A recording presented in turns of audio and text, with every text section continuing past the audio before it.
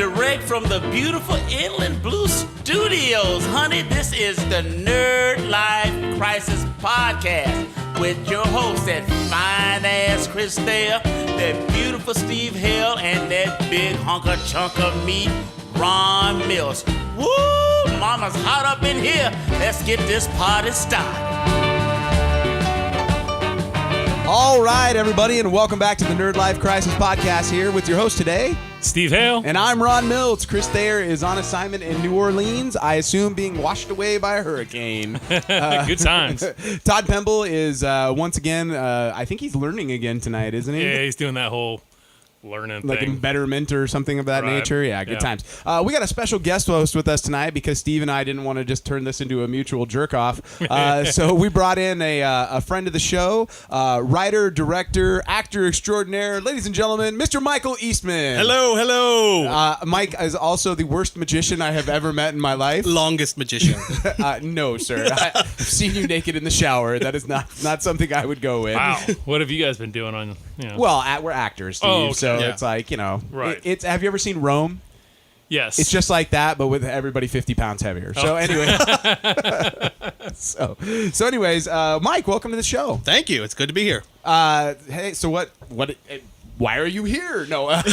Because apparently I'm Chris tonight, so I'm going to talk about iZombie and social justice and all that kind of stuff. Boy. And social justice, no less. Good times. In this election season, we brought in a special man to be more bitchy than Chris.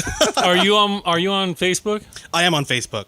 Oh. And I bitched out Chris on Facebook. All right, dude. I like him. Already, right? It's awesome. It's awesome. Yeah, Mike's always been sort of my, we've never had a situation where we were like completely like devoid of hosts, but you were always like my next bench player up, essentially. I'm all, one day Todd won't be available or he'll be like, killed in gang crossfire or something walking down near RCC, and I'll need somebody. And it was always Mike Eastman who was going to be that next one up. I'm always the backup guy. That's right. That's right. Not with just us, but with women as well. Oh, I know. Congratulations. God damn, man. You guys have a relationship here that I don't know of. Yeah. Mike is okay. So you're inappropriate, right? Yes. So, but you're inappropriate in your own special way. Thanks. I am also highly inappropriate. But when Mike enters the room, the two of us turn into a comedic inappropriate tandem. We make enemies. We do very quickly. Oh, that's cool. People don't appreciate dead mom jokes, apparently. No, and having sex with that dead mom. They don't. Squares, dude. Right. Fucking squares. So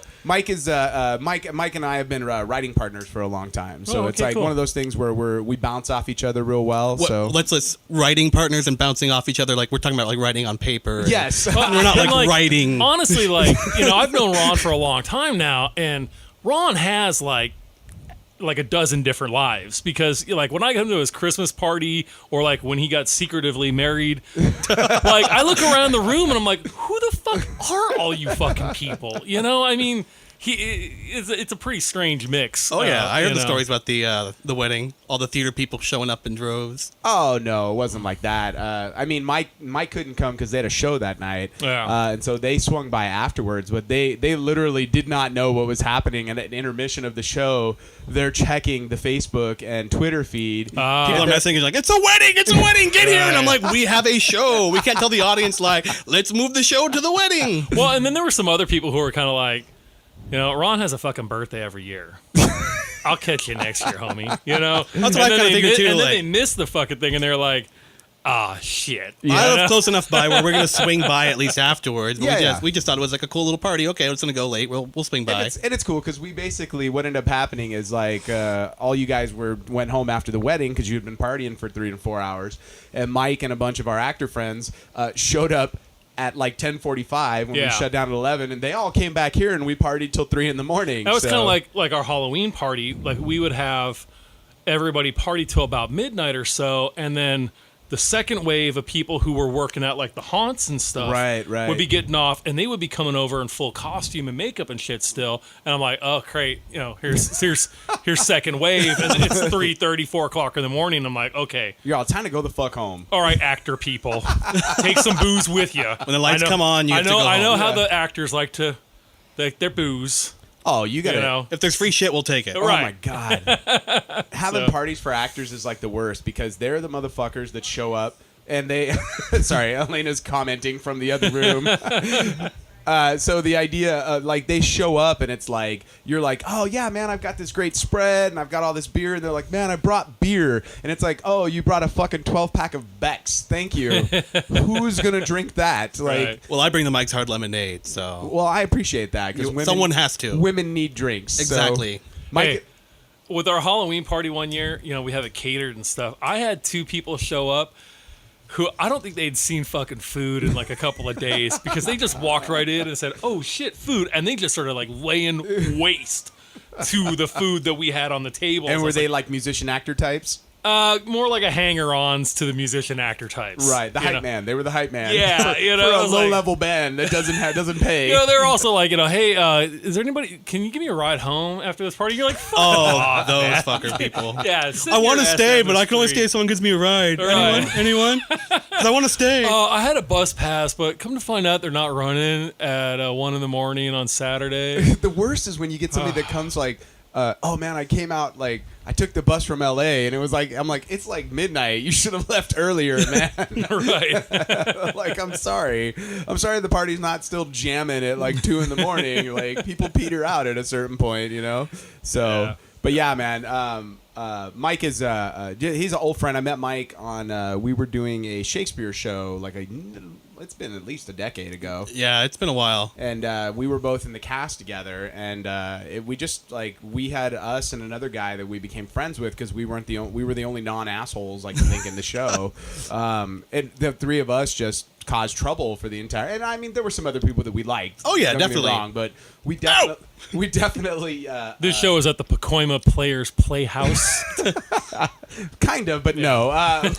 But basically, what it ended up happening is we just became friends, and then I think we've done at least a dozen shows together at this point. Oh yeah. I think we've at written least. a couple, and Yeah, Mike is the magician who we did a pub night thing, and it was a lot of improv but scripted, and I'm the MC of this bit, Steve, and so I'm forced to stay on stage during the entirety of the show and look interested in fucking everything that's happening and keep the show moving along. Kind of like here. Right. But the problem is Mike, like the entirety of the rehearsal process, it was essentially when the director would get to Mike's portion, she would go, and Mike, you do your magic trick, and then we move on to this next bit, and I was like, oh, cool. Well, no one told us that Mike's magic trick was going to take 25 minutes. it was like maybe 12. It felt like 2 days, all right? Well, I also picked the one person out of the Hobbits audience. have gotten to Mordor quicker than Mike fucking did his magic trick. I picked a person out of the audience who just wanted to play way too much, and I was not experienced enough to go like, all right, it's my show, give it back to me. Yeah, okay. It was the orange trick, you take a dollar bill, you cut it up, and then it disappears out of the envelope, and then you have someone else pick a card, and it's going to take 10 minutes to even explain it. But yeah, shit comes out of oranges, things switch places. Oh, okay. I tried to overcomplicate an original trick. And it Nice. was not a bad trick. It's not at all. But dear God, going literally, and this is a visual cue for our podcast. But me sitting on the side going, oh, cool, yes, for 25 minutes. Oh, shit. Yeah, and it's and it was funny because that was the first year we had done that together, and then the next year I was like, now is Mike doing a trick that I have to sit through for the next hour, or like, yeah. They didn't bring us back next year. Was that the? That was no, we came the next year. We went back, and then the year after that, they didn't bring us back. We did it 2 years. Did we? Yeah. Okay. Because the next year was the year that you and I were like, this script isn't really funny. We're gonna just do whatever the fuck we want. And then the microphone fell out on stage. And Oh, that's right. I forgot about that. Yeah, good time. So, all right, guys, we got a lot to talk about between the 3 of us here tonight. So let's start a little bit with the return of Ash versus the Evil Dead. So weirdly, out of everybody at the table, Steve fell off of Evil Dead halfway through season 1. It just seems so forced. Yeah. I mean, because Army of Darkness is very subtle. well, right, but to me it was It's a quiet little movie. Yeah, it was the crown jewel of the 3 movies, and it just felt like after that, like with this show, they're just like, you know what was really cool? Like when we did that in Army of Darkness, like let's do that again. Like they'll love that. No, I don't. I'm just not fucking feeling it, man. There's so much good in the See, the first season, it reminded me a lot of Drag Me to Hell. where it's scary when it needs to be. Like, it's like, oh, fuck, like, this is actually, like, psychologically freaky right now, and, like, crazy visuals, but also really silly at times, like the talking goat and Drag Me to Hell, and they had a lot of wacky shit going on in Ash vs. Evil Dead. Yeah. So it had a nice balance of, like, things being creepy, but also being kind of that silly kind of tone, but having the weight there when it needed it to be. Right. The new episode for season 2, didn't feel it. Yeah. It felt very wacky. It felt like a Three Stooges. It felt very much more Army of Darkness than Evil Dead. And it's hard to make horror comedy and really hit it like they did with Army of Darkness and even, Evil Dead 2. Not so much Evil Dead 1. They were trying to make horror. That was unintentional. Funny, yeah. Well, yeah. at the time though, the reason when they're crushing the Deadites in the first one, and it's all these weird colors because they would have had an NC-17. Right. So the That's green blood why they made it all that weird shit coming out of it and stuff, And then you're still making a horror movie with the second one, but now we're getting a little funny, and it was working really good. The third one's not even a take on a horror film, I don't feel. It's a take on, like, the sword and sorcery kind of... Yeah. It's very much like that early 80s, like... Conan the Barbarian. Well, like Conan the Barbarian or fucking... what's the Tom Cruise movie? I have Legend. I have a friend. Yeah. I have a friend who was one of the special effects guys on that. And I could show you some pictures of the Deadite army that you'd be like, I can't believe this is real. This was on screen. I mean, it's really bad just costumes. Skulls on sticks kind of thing. It was bad, man. Well, there were literally some actors who were like holding like half of a mannequin thing to like increase the numbers. If you think about it, they did that all in wide shots. It was all in big wide shots and then close-ups on Bruce Campbell. He's like, Sally forth, and then, but even in the second one, you could see a big split up Henrietta's back, the scene where Sam Raimi's brother was in the suit and stuff. Right. I mean, so they're kind of known for that. But, it had its funny stuff, and it was, like, really slapstick. And then, to me, man, with the TV show, it was just like, I don't know, man. It seemed lazy to me. And I just was kind of like, nah. There were a couple of... I get it, Bruce. You're Well, Bruce has never been the strongest comedy writer. If you look at some of the stuff he's done on his own, like Man with Two Brains and that's a terrible movie. Some of those original works that Bruce has come out with, they've been really cringy. Bubba Hotep. I like Bubba Hotep. I like Bubba Hotep. But then, what was the one he just recently... Oh, My Name is Bruce. That one is a little bit like, you have to love Bruce Campbell in order to get through that movie. Hey, well, and I don't have a problem with that. For me, it's like the Ash versus the Evil Dead, and this is why I'm like... At some point, you will go back and watch them. Yeah. I know you. Yeah. You will at some point, and you'll go, you know what, these were fun. But I think what ends up happening is it's too much of a good thing. When you think of Evil Dead 1, Evil Dead 2, and Army of Darkness, that's 4 hours worth of entertainment. Because Army of Darkness is 84 minutes. It's not even a long movie, Evil Dead is like 81 minutes. These are very short films. And suddenly now you're doing 10 hours of the same shtick. Yeah. And at a certain point you're like... Well, they're only half hours, so it's only 5 hours. Well, fuck if it didn't feel like 10 at spots, But not every episode in that sort of format's going to be a winner. But there are some fucking brilliant ones in the mix. Oh, yeah. I love the one where they're like in the bookstore and like they're trying to summon the demon. That one's like one of my favorite ones. Maybe I'll go back Halloween night after we've taken the kids out and like do like a marathon on the season finale as well with the little kids. Oh yeah. And then what they have like she births these kids. It's essentially Xena ends up being the creator of the book, and she's like an immortal of sorts. And so she births these little demon children that are fucking creepy as hell. They like have no eyes. It's just black where the eyes are. Great design. Great design. Like, and then they have sort of like a ridged skull thing around here, and they're all jagged teeth. They can become shadows. They contort. Yeah. So really fucking creepy. Like Mike said, creepy when it needed to be creepy. And then it was weird because when we meet them again, they're like grown up a little. Yeah. And Ash even remarks like, "Oh, your kids grew up fast," which like I could take that kind of stuff, but then like in this recent episode, we see a direct callback to when Ash fell in the pit. Yeah, and then not? I don't mind that, but then it went by so quickly, and then she shot around her, and then of course the bullet holes all spewed blood on her, which is like these were great moments in like Evil Dead 2 when the bullet hole, but it took its time. The creepiness was like ratcheted up bit by bit by bit until it became absurd. I think this happened so quickly; it's just absurd. I think some of the stuff you've got to look at first off is they're shooting television on a television format. It's not like a movie. You don't get that time to like really tweak shit and like really get into the editing room and like break it down. Like this is different. It's a half-hour TV format. Well, then pull a gag or two out and take your time with the other gags. I'm sorry. The fucking best gag of the night was the tequila. Like who's gonna buy the drinks when we're done, or the gritas when we're done? And he's like, I am. And why is that? Because I'm Mexican. I think that's a little racist, don't you? He's actually my favorite character. He's great. Like it's funny because a part of me really enjoys the dynamic between the three characters. Yeah. And weirdly, I could do without the girl. Yeah. Like if it was just the Hispanic guy and Ash like running around like having adventures, like they'd be fun because it's because you're a man and you're just showing your misogynistic. Speaking of that, I saw or Ghostbusters. whatever the fucking narrative. I finally watched the Ghostbusters remake, Steve. Oh boy. Yeah. It was not good. And no, it had of course nothing to do with them being women. It was just not good. You know what, man? And I've talked about this before.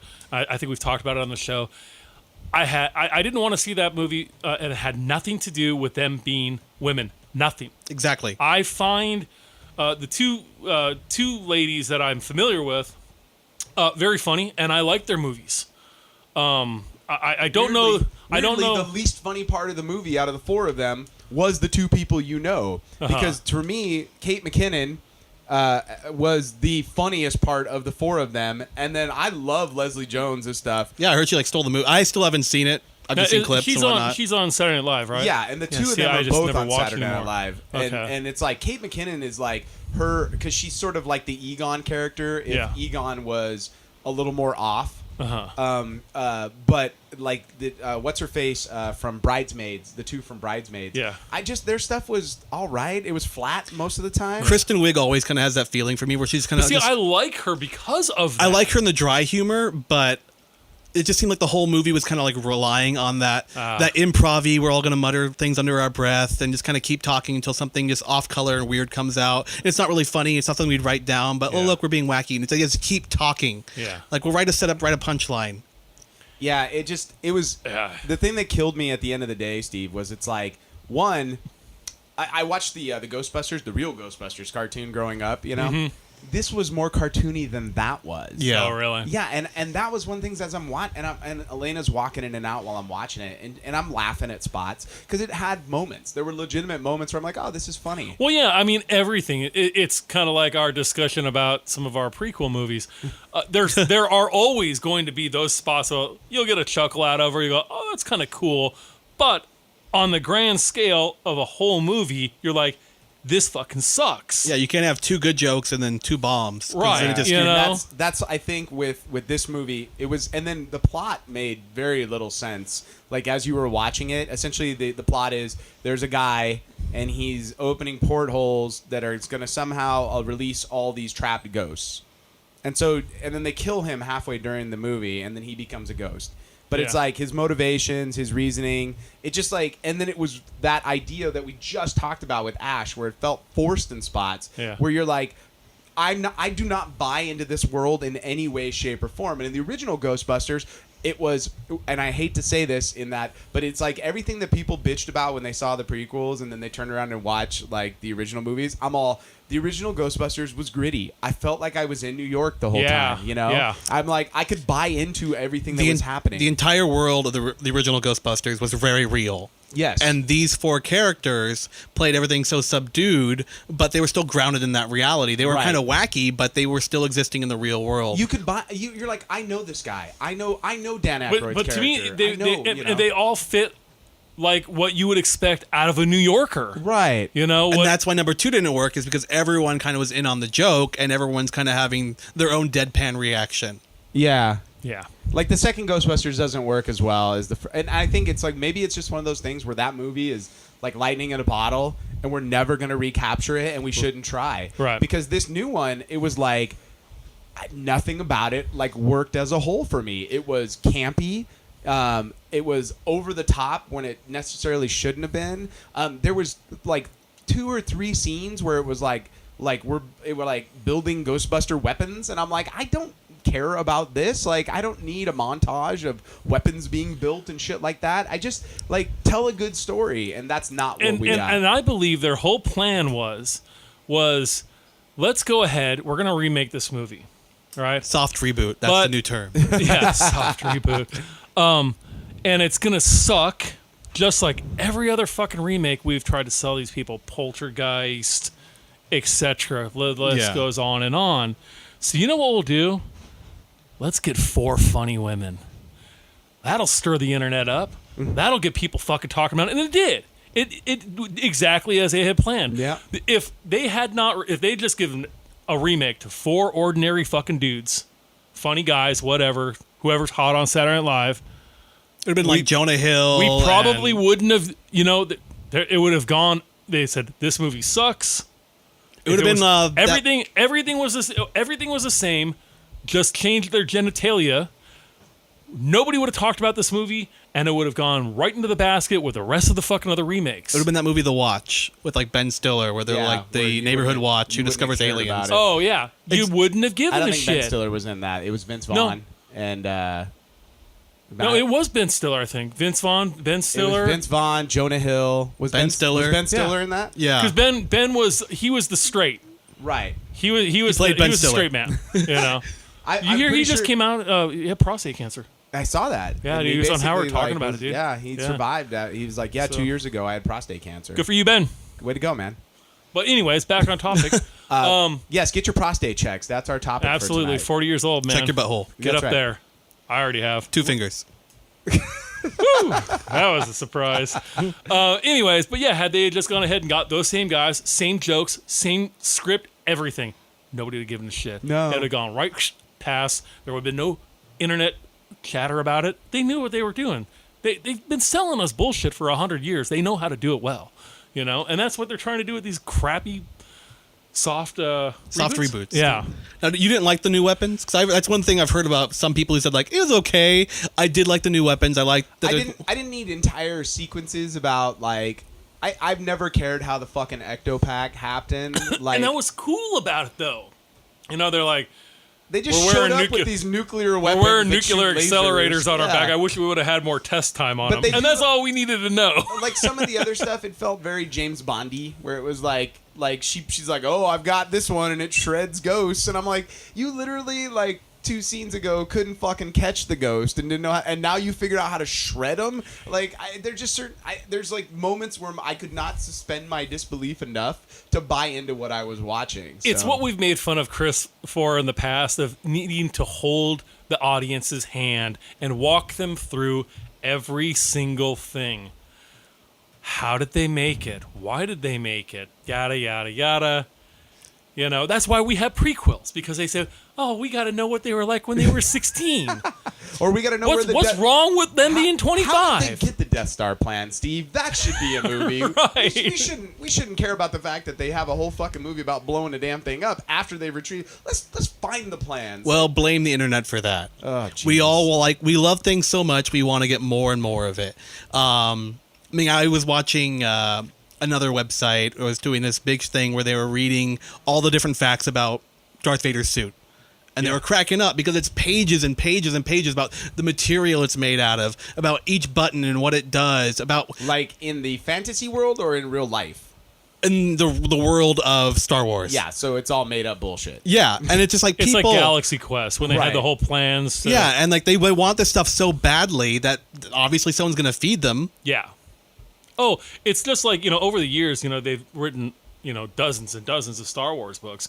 I mean, everybody in the cantina, everybody in Jabba's palace, in the books, they all have backstories now. They all have names. They all have stories. Because we had to feed that, like, who was that guy? What was he doing? Oh, he was a spy. Oh, he was an assassin. Yeah, so, I'm sitting here smiling because I literally, if you look to your side, that is a whole row of Star Wars role-playing books. Right. That is nothing but information about side characters and creatures that don't fucking exist. Well, look at Boba Fett. everyone loves Boba Fett, and so we had to figure out Boba Fett. But why? When you really think about it, Because he looks fucking cool, man. he looks fucking cool. Yeah. And that's why we hated Darth Maul, because and he's a fucking he looked bounty cool, but he had hunter, no man. substance. But yet we love Boba Fett because he looks cool but has no substance. I'm just gonna say it. Boba Fett is the worst bounty hunter in the fucking galaxy. You suck, Worst. sir. Fucking terrible. I'd You rather suck. have Bandage Man and fucking His name is Bug Dengar. Face IG-88. and fucking And that's fucking Zuckus. Walking Vibrator and like all them come out, and I'd rather Ew. see their fucking adventures than worst bounty hunter ever. You son of a bitch, you. Hey, Vader talked to him Unbelievable. specifically and said no disintegration. He did. Fan theories think that he was the one who actually zapped Luke and Luke's parents or uncle. his aunt and uncle. I could buy that Yeah. because That's a stormtroopers, fan. we've seen them shoot. That's a fan I don't theory. think they could have. Well, we've also seen the damage an E11 does exactly. to rebels in the beginning. I mean, they shoot them and they It's just a fall little over. burn mark. Right. Nobody was disintegrated. Nobody was melted like that. You know. My fan theory is that the stormtroopers showed up and one guy like slipped on a banana peel and was like whoop, whoop, whoop, whoop, whoop, and then he shot his laser and freaked out, and then they all started just shooting, and then they accidentally set like a stack of rags on And there were fire. banthas running this way. Blue milk is and flammable. shit. Yes. Yeah. Well, of course, you know. Yeah. And so, and Excuse then, me. and Uncle Owen got caught on fire, and the Emperor was trying to pat him out. Ah, and then yes. It's like that scene from San Andreas. I mean, he was the only With the fucking. chef on He was the fire in the only background. bounty hunter to go. You know what? Maybe we should check the trash. Huh? Pretty smart. I've seen a lot of movies, dude. He was tailing them way too close. It was a little close. And by the way, like fucking starships don't have rear view mirrors. Can we talk about that? like you're like, is there anything behind us? No. Listen, they were still using like earpieces that plugged into a phone jack. Our iPhones don't even do that anymore. Apparently. This was a long time ago. They didn't have Bluetooth a long time ago, Steve. Han Solo's like, I had Bluetooth in here, but we couldn't. Yes, get it to sync. there are many who believe that he is such an overrated character. I just think he looks badass, No, and I think I- he looked better in Empire than he did in Jedi. Jedi, his backpack looked like a fucking carnival of paint colors. Well, maybe he was down in fucking Rio. In Empire, it was more. Muted the green. Yeah, it was a lot cooler. Well- I'm currently building the costume, so that's why I think it's fucking cool and Ron can fuck off. I'm actually just giving Steve a hard time Because he knows I love Boba Fett. Everybody knows. Anybody that's listened to the show knows that I like to rile Steve up by misnaming Star Wars characters that I know the names of. Dengar. like, Zuckus. like fucking IG-88. Bandage Man and Bandage Man. That's so good, dude. so yeah. But look. This first episode of Ash vs. the Evil Dead was not my favorite. It had some nice moments in it, once again, but it wasn't the best of the run. I'm looking forward to it because I think we're going to be in his hometown for the entire season, at least for a good portion of Which it. I really love the fact that they went to Ash's hometown in episode 1 of season 2, Yeah. and everybody hates him. Well, he's the guy who killed everyone in the woods. He's Crazy Ashy. Slashy Ashy. Slashy Ashy. There you go. Oh, okay, yeah, he was blamed for the murders then. Yeah. And he admits Alright. to him, he's like, so Yeah. I guess someone else killed your girlfriend. No, that was me. I guess someone else cut off your hand. No, that was me too. He's all, this is Ash who killed all his friends for no reason. He's all, wait a minute. I did kill my friends, but I had a really good reason. Like, I'll give it another shot. Probably Halloween night. And we get to I'll do, see like, a Ash's marathon. dad. oh, do it's a fucking marathon. the $6 Million Man, dude. Steve Austin? Yeah, isn't that it? I don't right? know. Yeah, shut up, dude. It was $6 Million Man. Steve Austin is Ash's dad. No shit. Yeah, That's awesome. I was like, yes. So, all right, let's transition. It's Halloween time, and especially with Favorite time of the year. yes, of course it Goddamn. is. I apologize that this episode does not have the Halloween lead-in on it. we will have spooky music on the next one. We do, because Chris is gone in New Orleans. I can only assume being raped by ghosts. Like you do. Yeah, well, that's what happens in New Yeah. Orleans. That's what I'm familiar with. On your ghost tour. But anyways, we have a segment that we're gonna do now, and it's called "How Would You Survive It?" All right. So we've done sort of this concept before. I'm excited about this segment. I am too. It was, I think, an interesting idea. So we basically have had a long time ago, in like episode 9 or 10, when Walking Dead first came out, we had a discussion about what is your bug out plan for the zombie apocalypse. Because, funnily enough, Steve and I both had a bug out plan for the zombie apocalypse. Chris is dead. And Chris is definitely dead. Definitely dead. He is deader than dead. Yeah. So, especially with all them women, I just like there's no way he survives the zombie apocalypse. So, so let's talk, and I'm gonna throw out some scenarios too. And Mike, by the way, is a giant horror guy, Steve. So the two of you guys physically as well. You guys will like this one. All right. So my first one, the scenario goes thusly: how would you survive a vampire takeover of your town? Oh shit! First of all, go down to the GNC, get some garlic pills. Vampire takeover of your town. I mean, it's hard. It's hard not to just like want to join the team with this one. Well, Okay. Like, hey, I'm cool. You're cool. Just bite give me a little bite. I mean, you don't have to like. I don't know if I'd want to survive as much as I would want to just get in on that one. That's cool. I mean, fuck, dude. Sleep all day, party all night. Isn't it fucking great to be a lost boy? now remember, old school vampires were the actual inspiration for zombies. Yeah. And so, like that, if you watch The Strain, I'm loving The Strain. I love the books as well. So it's not like a whole like, oh, I'm gonna go seduce women at night. Like basically, you become an ant in an ant colony. You lose your soul. You lose your mentality. You become just a drone who's out there at night working for the queen. Do we still get to party all night? There's no partying. Oh shit. Well, we're not. You just eat and poop. We're not doing the strain because that's more. That's going on more the next one we're gonna do. Okay. But let's say it's like more like when we think of vampires, like a vampire coven, if you would. So think like a Dracula and his peeps sort of vampire, where there's like Lost Boys, where there's a main vampire. I mean, if I have to, dude. I mean, we're going down to the church. We're getting the super soakers. We're loading up with holy water. All right, I'm strapping on the fucking red bandana. And I'm gonna stake those fang bastards, dude. You would think, by the way, the concept of the super soaker and holy water. I would think finding a priest, we need a priest on the team right now. Yeah. Oh, I'd be like unlimited ammo. Yeah, anything he blesses, he's like, I'm gonna bless your Mountain Dew, and it's gonna become holy water. And I can just piss on the zombie or the vampires. Dude, if he blessed your penis and you really had to pee, do you think that would work? That's a super soaker right there. I like that. I'd have a padre in fucking tow, man. There you go, man. I mean, how can we lose? I got fucking God on my side, man. That'll be the only time in your life you'll ever say right? that. Oh yeah, for sure, man. For sure. Nice. Steve Hale finds God. Do you have anything else you wanted to? I'm good with vampires. Dude, by the way, that sounds like a Hallmark movie. In a world where one man loves Satan. What was that one fucking vampire movie with James? Oh shit. James Spader? James No, Olmos? not Spader. Edward James Olmos? When he was like, damn it, he's like, man. vampires, I'm going to teach you calculus. Calculus, Holmes. No, maybe. No. Well, they can't add because it looks too much like a cross.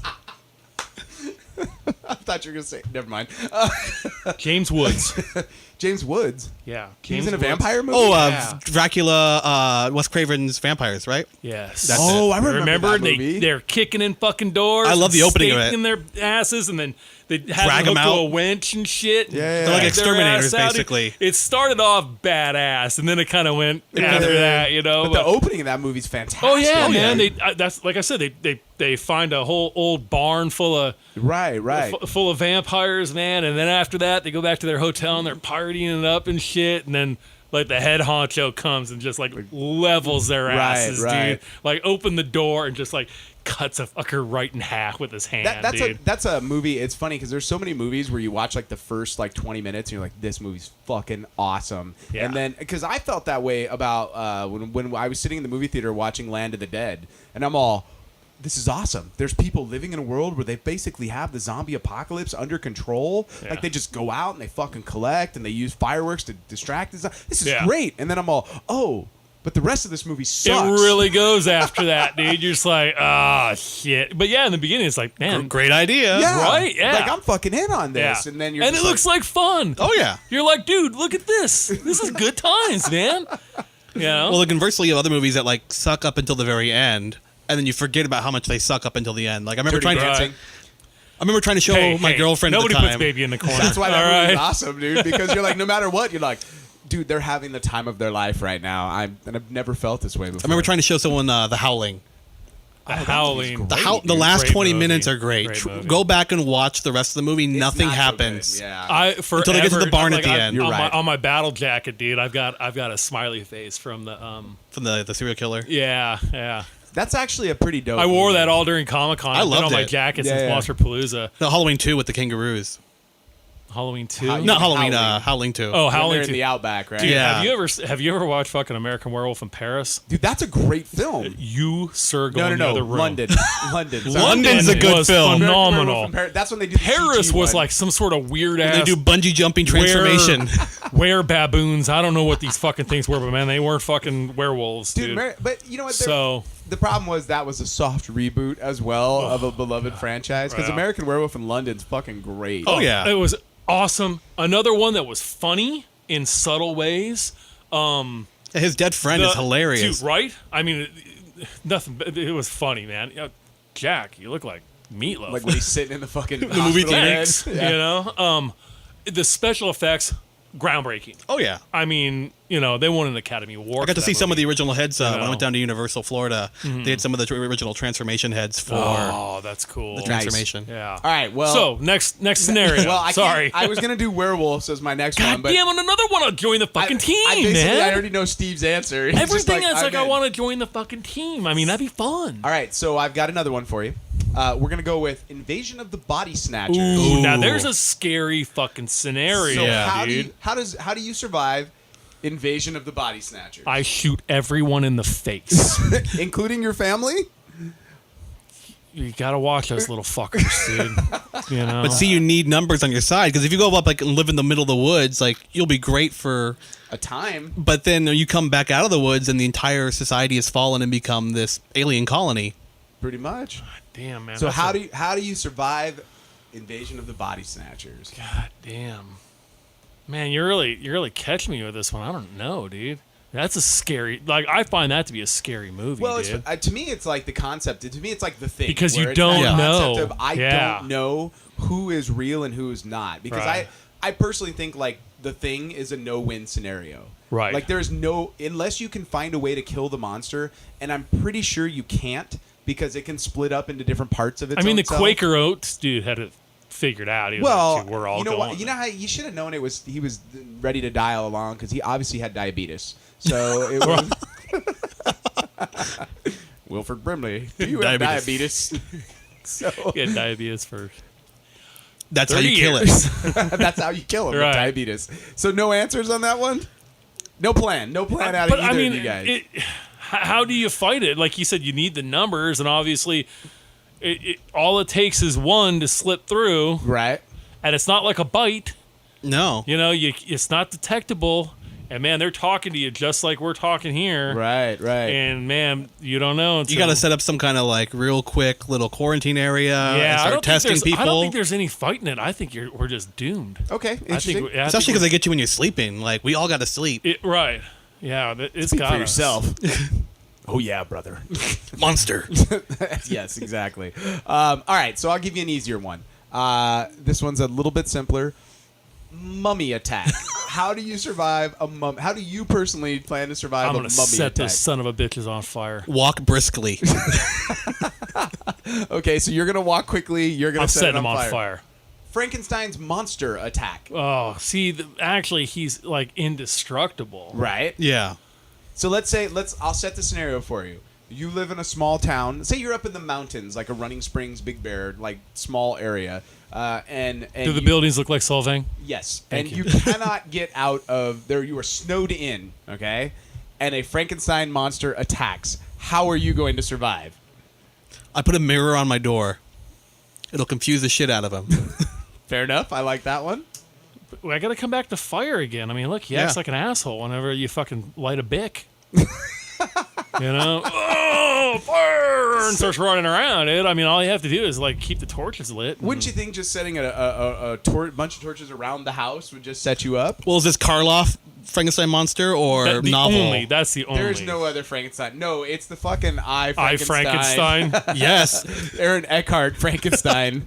No, of course it's the Karloff Frankenstein. Well, maybe, I don't know. Like, I love the fucking novel. Excuse me. The novel, look, the novel Frankenstein is fine, but he's literally like an indestructible monster. So Yeah. Yeah, that's why I was like, he's more intelligent. Well, they Yes. even in the movies. Well, yeah, he's definitely more intelligent, but And he still even- attacks. Even in the book, too. even Oh, in the yeah. movies, like They thought they burned him, and he was actually just down in the water. They froze him. I mean, then he met Abbott Costello, right? And he still survived that. Yeah. So what you're saying is when you're like, hey, Frankenstein, who's on first? No, he's on second. Who's on first?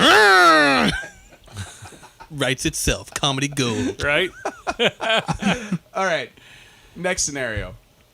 The three of us go camping. And we just happen to have rented a cabin up at a lovely lake. I'm gonna eat you and kill you. That's probably the plan. It's not eat, kill, fuck. That's not what we're doing here. Okay, damn. We are there with a bunch of sex crazed teenagers and are attacked by a mass They are murderer 19, in a right? mass. 18 and 19. Yes, they're not 13. They're not 13. Okay, Wrong thank set of God. teenagers. Thank you.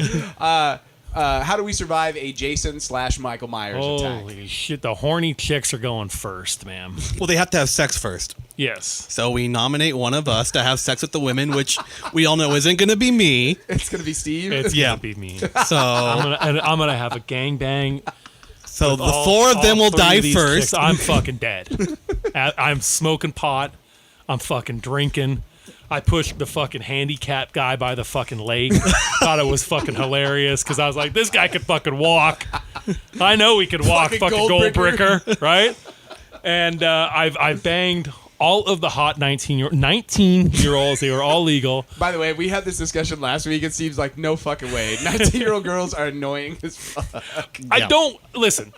You don't want to fucking. You don't want to talk to them. You just want to bang them, okay? And then go away, But now that I banged them, I'm on the dead list. I'm not making it out of this scenario. I just know it. Do you have a specific weapon or plan that you would use? Because I know we've all watched Friday the 13th like a million times. Yes. And at some point you're like, man, why don't you just do blank? Why don't you fucking high caliber handgun to the fucking head or shotgun and blow this fucking thing's head right off, man? Like, why are you still trying to hit him? Your answer is better aim with the gun. Better aim with the gun. Get a shotgun. Blow this guy's head off. Stop dicking around with your fucking garden tools, and just really level this guy. Fair enough. Mike. My thing would be trying to get him captured in some way. Not just like knocking him down and running away. Like knock him down, tie him down, like harpoon him or something, and then start to dismember his ass. I like that. So it's like cutting off his arms, cutting off his legs. So it's like, you can come back, but you're not being able to walk after me. Right. If anybody is wondering how Jason and the rest of the guys do what they do, check out a movie called Behind the Mask. If you have not seen Behind the Mask, you're really missing out on how Jason gets to where he's going. Right. Why you always, you think he's dead, but he's really not. They put a lot of planning. That's a lot of work into it. It's a documentary. Starts off as a documentary on how they do what they do, and then it turns into a horror movie. Nice. And it is fucking good. I ended up watching this. You told me about this like 2 years ago. Was it a second chance movie? Yeah, we did it or was something, like right? forever ago. A lot of you fun. haven't seen it? I'm going to go check it out. Check it out, man. It's really fucking good. You will not be disappointed. All right, cool. Last one. Alien invasion, and I will allow you to choose your specific type of alien invasion. Ooh, man, could it be alien? It could xenomorphs? be. You can have xenomorphs. I mean, could you it can have be signs aliens? I'm going with signs because it's water pistol again. I mean, could it be those? Could it be those fuckers from They Live? Ooh, that's a good one. I mean, like right now, I think they're here. All right. I put the glasses on. Yes. And these assholes look like fucking hamburger meat. Right? You're okay. Thank you. But you look like shit. So that's where Chris is this weekend. He's at the convention for aliens. Yeah, and they got all this blue skin and these big ass eyes and shit. You gotta fucking look at.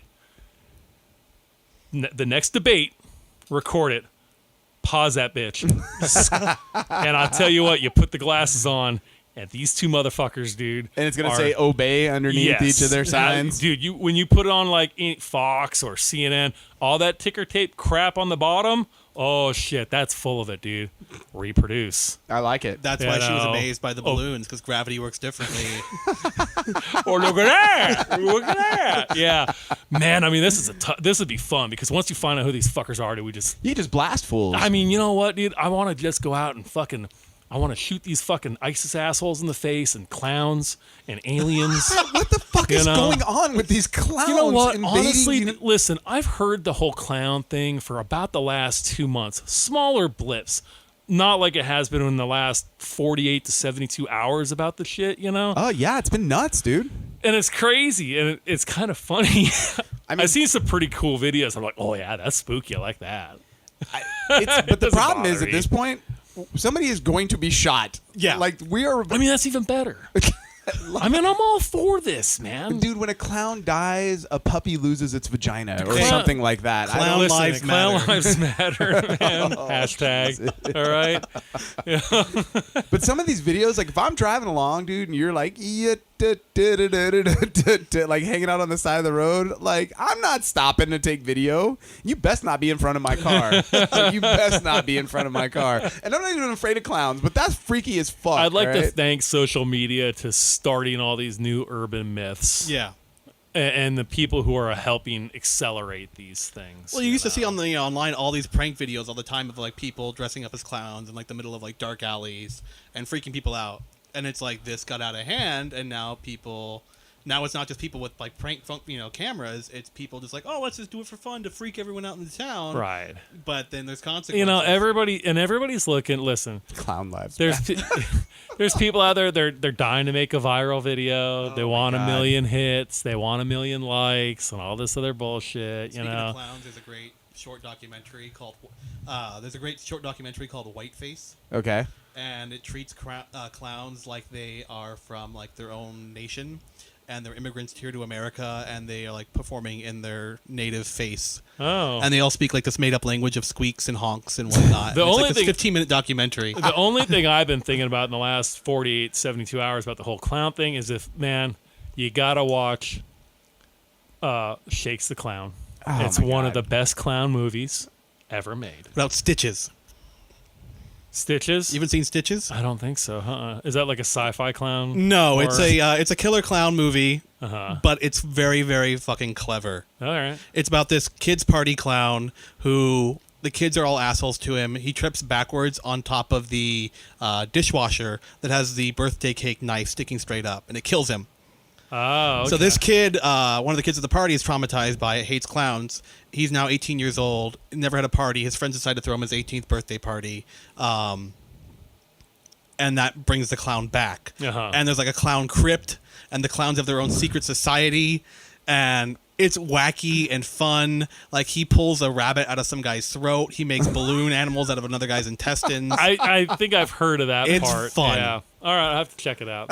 Like I told you, Mike loves horror movies, and he likes fucking bad. I've never watched more bad horror movies Do than you I've been watch in the Mike's. the sci-fi crap? I just can't. I do don't. it. No. I don't watch those. I don't like corny crap. Yeah. I like clever. Yeah. Because honestly, I don't like being jump scared.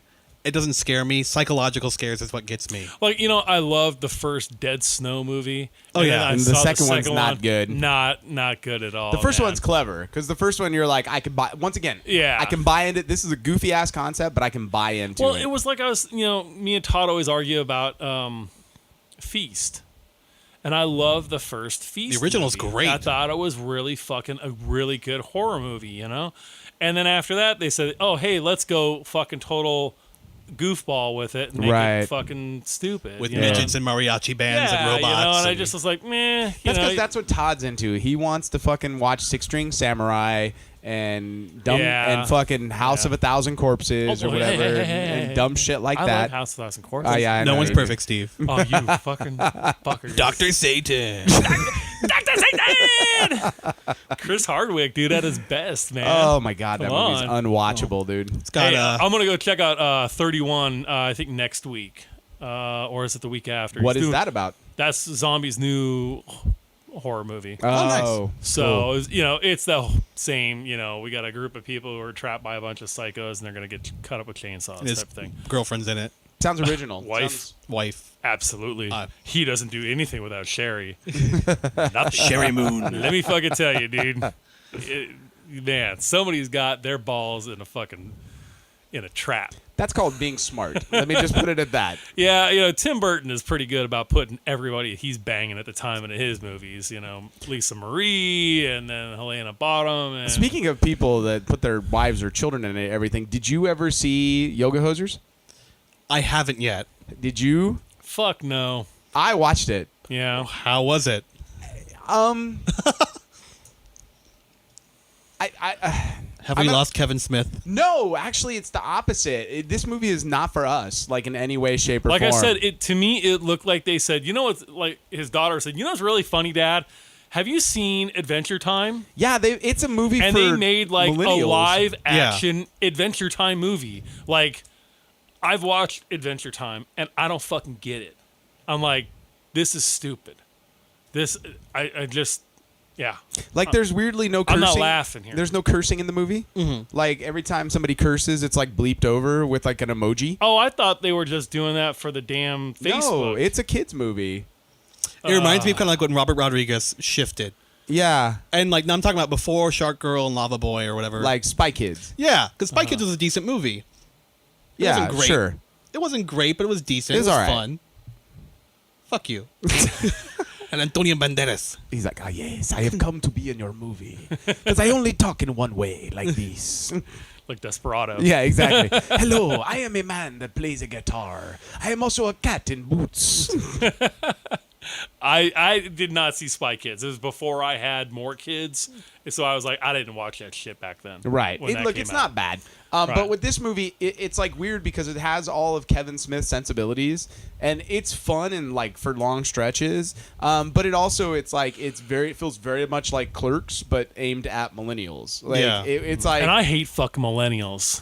well, so, that's because you're an old man and you're like, get off my lawn. And they suck, dude. They suck. And, my daughter would be considered a millennial, right? Yes, she I would. love you, D. You know I do. But everybody else, all your But I friends, hate your friends. fuck off, dude. So how would And you it's survive a true. millennial like, invasion? I tell you what, there we dude, go. How would you survive a millennial invasion? I would just have to speak. And they would fucking start crying. They would roll on the fucking ground and they would cry.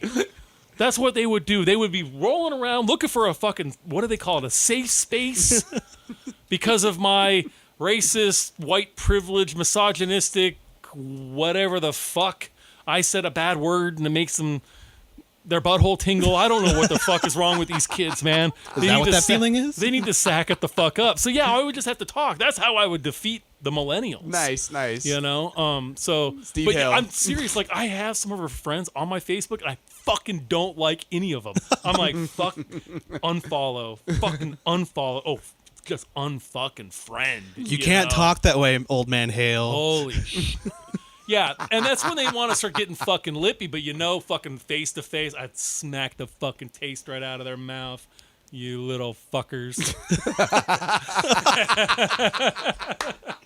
He's like so sincere yet insincere at the same time. It's so great. Well, were we talking about aliens? So anyway, I'd be like fucking, oh no, you did not shoot that green shit at me. So you want ID4 aliens? Oh man, How do you survive an ID4 alien invasion? dude, I would get I'd get fucking Randy Quaid's fucking ass, dude. So you're Randy Quaid in this No, equation? I'm gonna get him. I'm gonna get him in the fucking plane, man, and I'm just gonna send him as the human bomb in them motherfuckers, dude. And just it's win-win. We got rid of the aliens and fucking Randy Quaid. I've thought about this one just a little bit. Regardless of the alien invasion, if we know anything about biology, it's that aliens cannot handle bacteria. So what I'm going to do is I'm going to Fear the Walking Dead it, and I'm going to rub shit all over me and just go and hug aliens everywhere I go. Because I think that would be the way to defeat them, because they're going to get sick. They start like it's like a snail with salt on them, Right. and they just start bubbling up and just kind of pour out of There you go. their In that mechanical vein, shells. I will learn how to suck alien dick. Either I will disease them and give them all STDs and they will die, or they will keep me around and I'm good. So Mike's going to defeat the alien horde with herpes. I actually at the end, Or by becoming their gimp. at the end of the War of the Worlds remake with Tom Cruise. That's a great movie, by the way. That boom. I kind of like that sound effect. It's kind of cool. But at the end, when like the the walkers like hatch opened up, like all this yellow pussy shit comes pouring out. Dude, right. Something about that scene I loved. I was like, I got you, fuckers. And Morgan Freeman's like, and that's how he exactly. became. And when it kicked into Morgan Freeman, I was like, we just won the fucking universe. Thank you. Goddamn human race. Now, that was a prequel to Dolphin Tale, right? That's exactly what it was. Okay. Exactly. All right, so let's transition. That was a fun segment, Yeah, you guys. That's a part of our month full of Halloween themed stuff. So we'll do some more Halloween stuff next episode. And I can only assume Chris is going to be gone forever. So maybe Mike is going to replace Chris. I'm telling you, dude, he's gonna get mugged in New Orleans. They're gonna take his satchel, his man bag or something, and he's gonna be like, "No, I play jazz." right. I'm a jazz man. It'll be just like that. I can see it now. So. All right, guys, we've been going on way too long. I think this is going to end up being a double episode because we got a lot to talk about here still. So let's wrap it up right here, and then we'll come back in and continue on. So once again, I'm throwing water on aliens. I'm sucking them off. I'm sleeping all day and partying all night. As a vampire. Nice. And we hope you guys are having a nerd life crisis.